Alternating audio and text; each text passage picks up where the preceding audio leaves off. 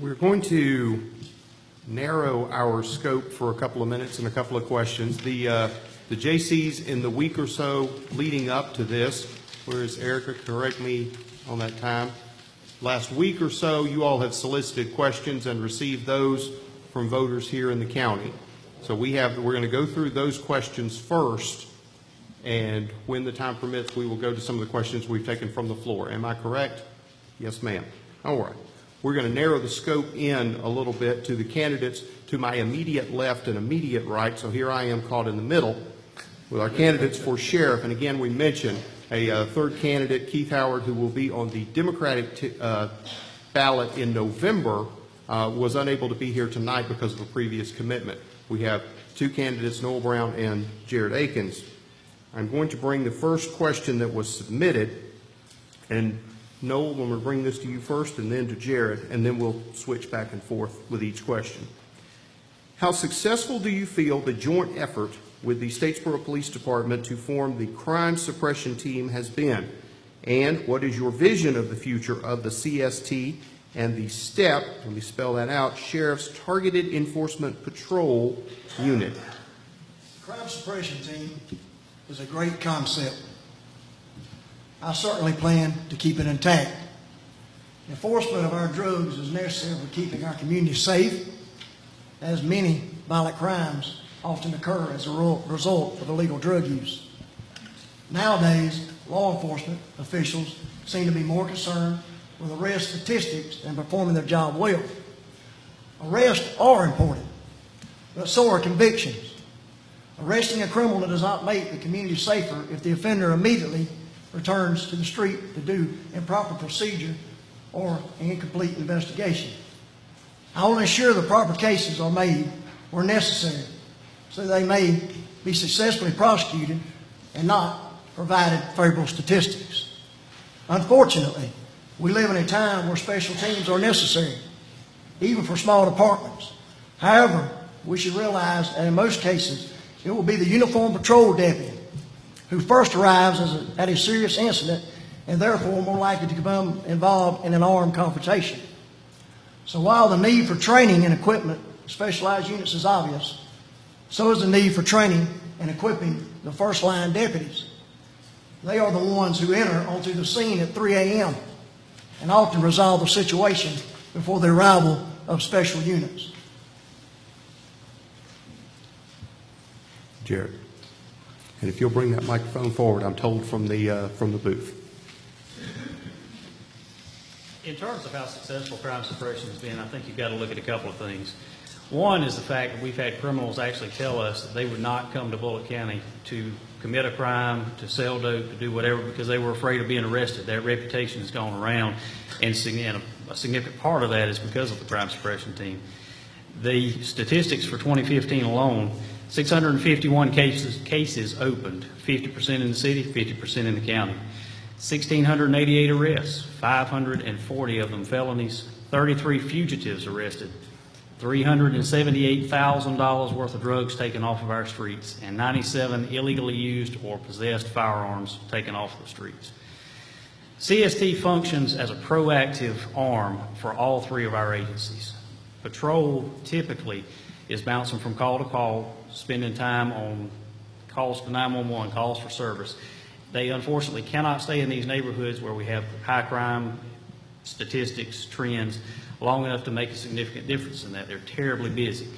CST gives us the ability to do that, to drop a lot of investigators in one area for a long period of time until that trend decreases, that problem area statistically goes away. We do focus a lot on numbers, but we do that so that we make sure we're using our resources in the appropriate areas, in the appropriate places. They also work with investigators and patrol officers of all three agencies to work on cases not only related to drugs, but robberies, burglaries, and even homicides. And they focus as a clearinghouse for information between the agencies. So there's communication. Communication is so important today because the criminals have no regard for a line on a map. We have to be able to seek them out wherever they live, wherever they commit their crimes, and pursue them no matter what jurisdiction these things happen in. I'm extremely proud of the work these men and women have done while assigned to crime suppression, and they have my wholehearted support going forward. Our second question we'll address to Jared first and then to Noel. And I'm going to change the tense of this question a little bit because it is, I can't tell if it is directed at one candidate or not, so I'm going to try to word this out. Some of the main points stressed through the campaign are education and communication. Some citizens could take that to mean a preference of reducing the number of arrests in favor of educating and informing, and they may feel that that is not the best way to keep citizens of Bullitt County safe. Can you both elaborate on the stance that you take on this issue? Traditionally, the office of the sheriff has three main responsibilities. One, to enforce the laws that are enacted by the legislature. Two, to maintain the jail. And three, to support the operations of the courts. The deputies swear an oath to do these things, and they are our first priority. By statute, we have to do them. In recent years, we've added a strong component of community relations activities to our law enforcement side. We've done this because basically that helps us to perform our mission as enforcers of the law. We need the community support. We need better relationships with the people that we serve. We need the cooperation of our citizens. And that's what these community relations activities are aimed at doing. I value both sides of it. I view them as equal components in the sheriff's office mission.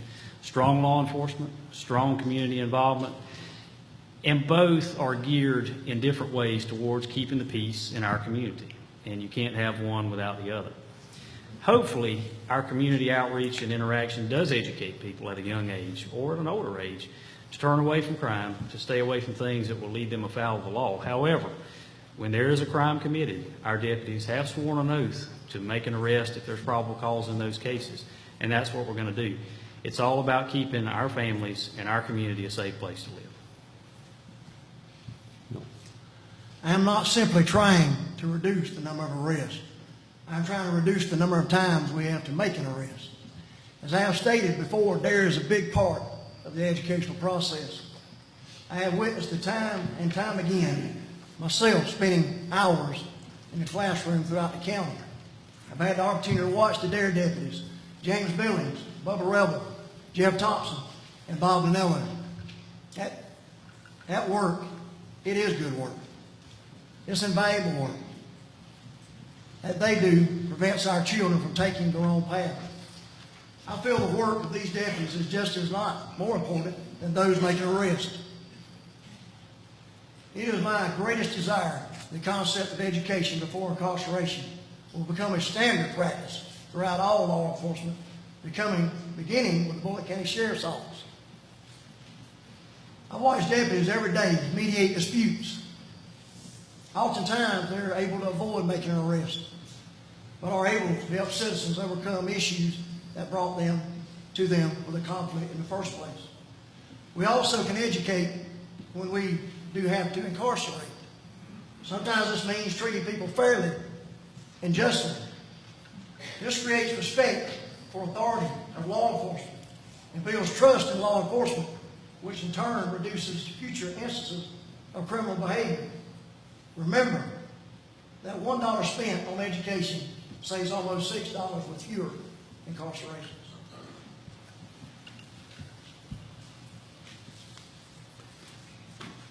Our third question makes no bones about the source of the question, so I'll read it verbatim. As the wife of a law enforcement officer, my main concern is my husband's safety. A close second would be his job security, happiness. Thankfully, number one is covered pretty well. As for number two, other area agencies are known for not having their officers' backs, giving them horrible reputations within the community. As you both know, this issue is extremely important with the current anti-law enforcement rhetoric running rampant in our country. Law enforcement officers need their leaders right now more than ever.